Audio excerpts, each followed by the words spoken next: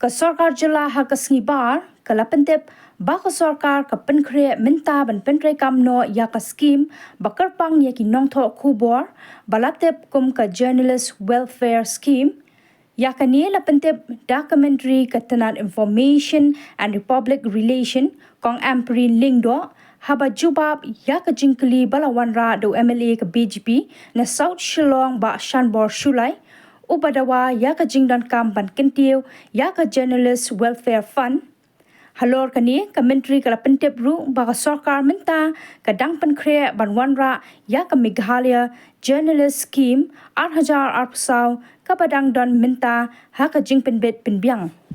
Dr. M. Amprelingdo, Minister in charge, to reply please. Honorable Speaker, sir. Reply to start question number 4A, sir. Yes, sir. B, sir, Journalist Welfare Scheme 2009 provides for medical welfare of journalists. C, sir, does not arise in view of A above. D, yes, sir. E, sir, Journalist Welfare Scheme 2009 provides for family welfare of journalists. F, sir, does not arise in view at A above. And G, yes, sir. H, sir, post-retirement support for retired journalists is under active consideration of the department. I, sir, does not arise in view at A above, sir.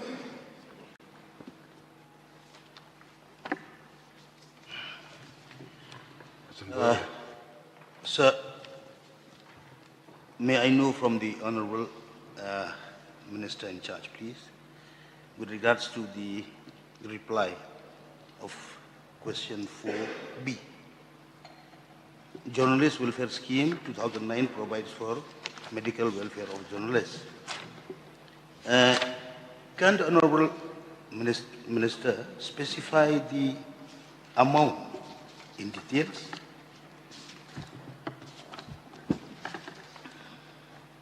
So amount ranges from 1 lakh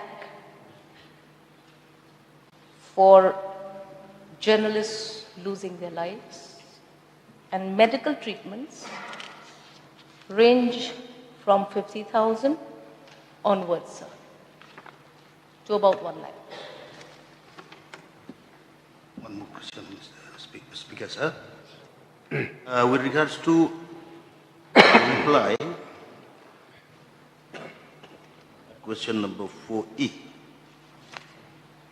Journalist Welfare Scheme 2009 provides this another scheme for family welfare of journalists.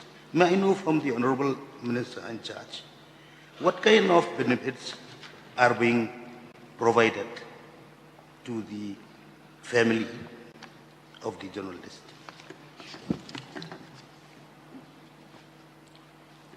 So the main purpose of the scheme is to provide a one-time assistance on urgent basis. Journalists who suffer loss of life or unnatural deaths get up to about 1 lakh in the 2009 scheme.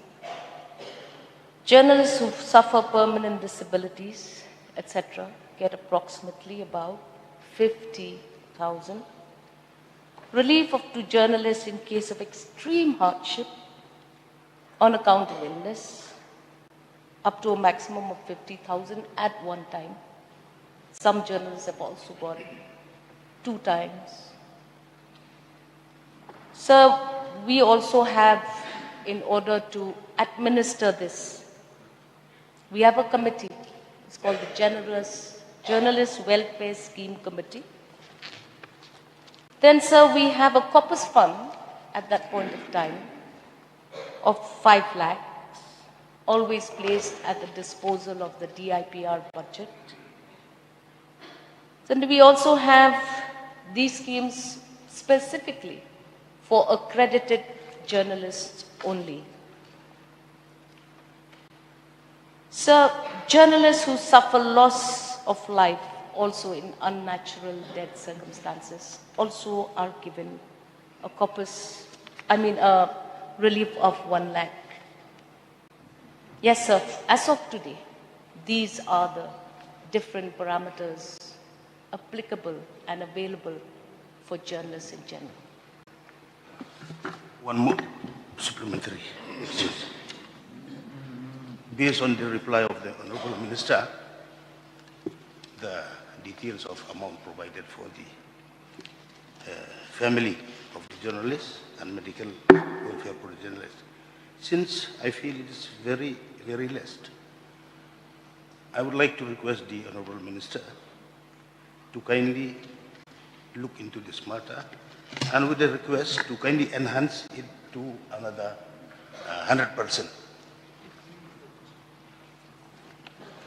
Honorable Speaker, sir, in total agreement with the Honorable Member, very senior legislator, vast experience and knowledge. And yes, 2009 scheme was a little outdated. We look at other states, we've seen that they have progressed much more on various sectors for these kinds of interventions for journalists.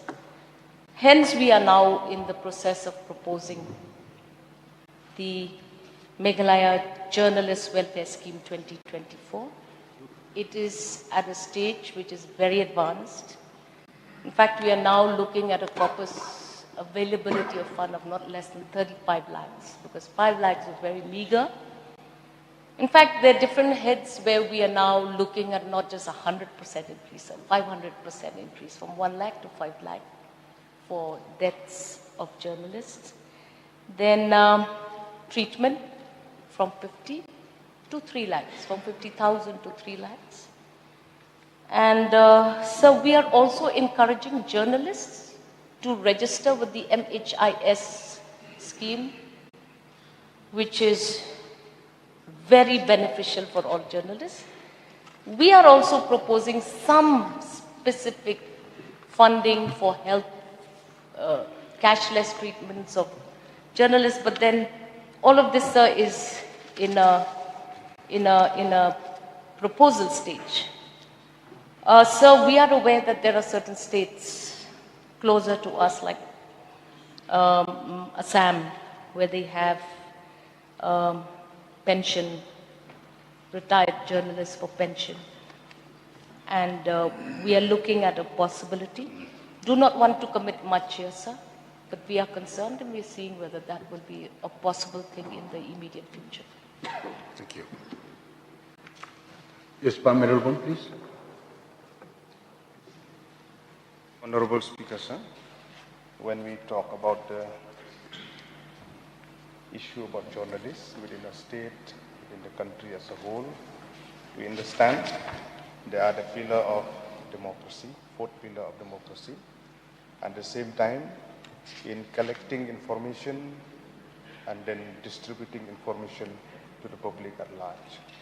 I would like to know from the Honorable Minister in charge whether the government have any plan for having a kind of stipend to only to those accredited journalists within the state as a whole.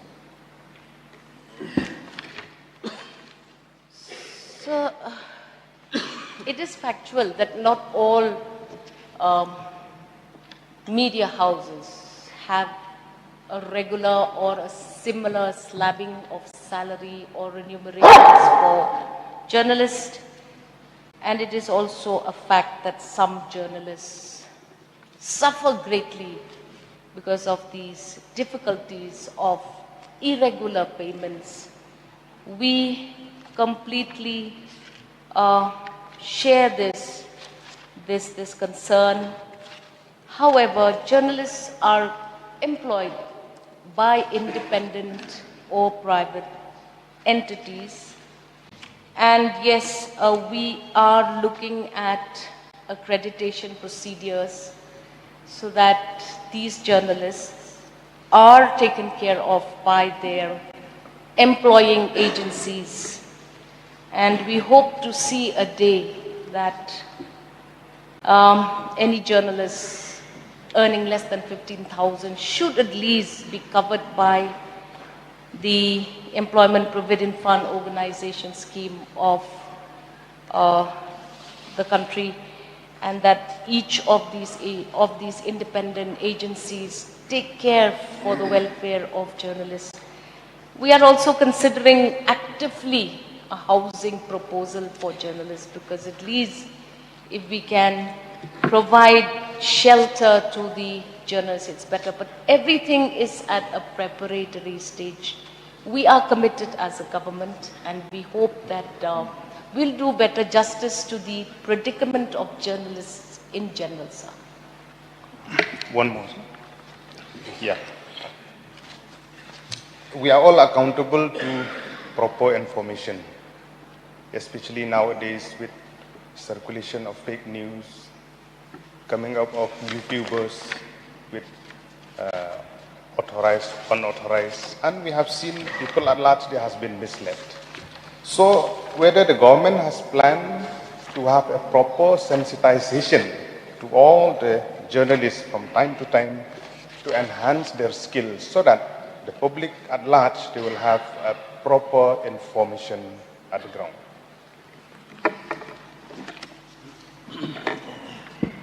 So training for journalists. I presume that is what the Honourable Member wants to talk about. Yeah.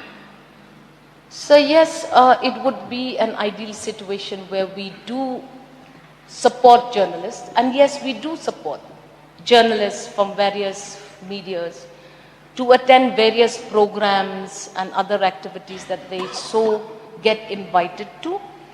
And yes, sir, it is factual also that social media is beyond the control of a government agency. We are preparing certain documents where we will empower and teach the system a little more strictly, and whatever suggestions given by the Honourable Member, sir, has been noted. I don't have the exact numbers of such programs supported by the government to journalists. Time to time, we are taking journalists, not just within the country, but sometimes abroad also for exposure trips. We will continue to handhold journalists, to be there for journalists. Definitely, they are an important segment in the community. They are the only ones who combat the untruth. As far as combatment of false information and its circulation in the community, sir, we are concerned as a government. We are planning a few laws that will curb and hold accountable circulation of false information. I will share from time to time as and when these documents are ready, sir.